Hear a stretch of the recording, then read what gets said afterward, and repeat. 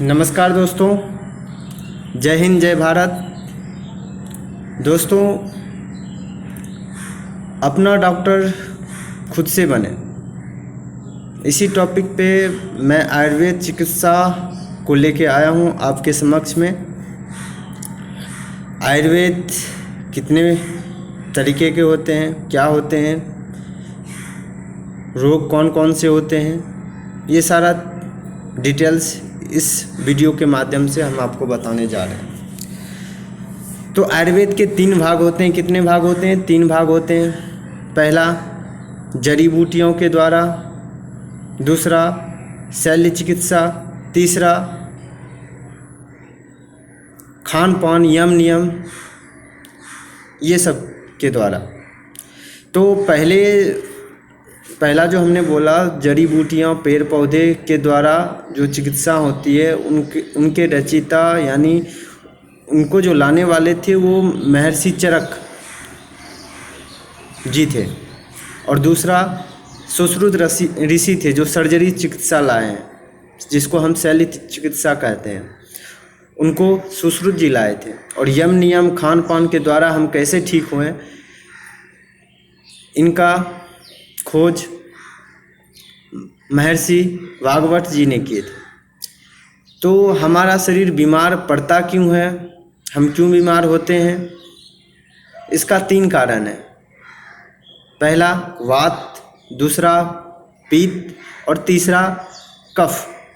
वात के कैटेगरी में 80 से प्लस लोग आते हैं, 80 से ज़्यादा रोग वात के कैटेगरी में आते हैं। और पित्त के कैटेगरी में 48 से प्लस रोग पित्त के कैटेगरी में आते हैं। और कफ के कैटेगरी में 28 से प्लस रोग आते हैं पित्त के कैटेगरी में। तो आप समझ गए कि वात के कैटेगरी में 80 रोग आते हैं, 80 से प्लस रोग वात के कैटेगरी में आते हैं। और पित्त के कैटेगरी में 48 से प्लस और कफ के कैटेगरी में 28 रोग आते हैं। जैसे यानी पहले वात यानी वात समझते हैं, यानी जितना भी दर्द, घुटने का दर्द, आर्थराइटिस का दर्द, कैसा भी दर्द हो, वो वात के कैटेगरी में आता है। और उसके बाद पित्त, जैसे गैस बनना, हाइपर एसिडिटी, और उसके बाद पेट गुम हो जाना, उसके बाद रखिए पेट में दर्द, जलन, डायबिटीज, और उसके बाद बवासीर, ऐसे सब जितने भी रोग होते हैं वो पित्त के कैटेगरी में आते हैं। बहुत सारे नाम हैं, पेट का अल्सर, पेप्टिक अल्सर, जितने भी नाम हैं ये पित्त के कैटेगरी में आते हैं। और कफ के कैटेगरी में थायराइड हो गया, उसके बाद मोटापा हो गया, सर्दी खांसी जुखाम, कान बहना, आँख भारी होना, और आँख से कांची निकलना, बाल झड़ना, ऐसा सब जितने भी समस्याएं हैं वो पित्त के कैटेगरी, वो कफ के कैटेगरी में आते हैं। कफ के कैटेगरी में क्या आते हैं? थायराइड, मोटापा, उसके बाद आँख में दर्द, आँख भारी होना। सीधा सीधी मानिए क्या कि यहाँ से छाती से जो ऊपर है, छाती से ऊपर का जो भाग है वो कफ का है, और छाती से नीचे जंघे के बीच तक का भाग वो पित्त का है, और उसके नीचे वात का है। समझ गए?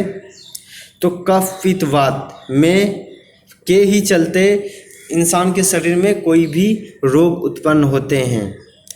तो समझ गए आप कि रोग हमारे शरीर में तभी प्रवेश करता है जब हमारा कफ असंतुलित होता है, या वात असंतुलित होता है, या पित्त असंतुलित होता है। तो 3 तरह के चिकित्सा होते हैं। पहला पेड़ पौधे जड़ी बूटियों के द्वारा, फल फूलों के द्वारा, और दूसरा शल्य चिकित्सा, तीसरा खान पान यम नियम, इस सब के द्वारा। तो हम जितना भी आपको सूत्र बताएंगे वो सारा महर्षि वाग्भट ऋषि के सूत्र बताएंगे। आप खुद से कैसे ठीक हो सकते हैं, ये सारा चीज़ डिटेल्स हम आपको धीरे धीरे एक एक वीडियो के माध्यम से बताएंगे, जो कि आपको किसी भी डॉक्टर के पास जाने का ज़रूरी नहीं है, आप अपना डॉक्टर स्वयं बन जाइए। ठीक है, धन्यवाद, नमस्कार।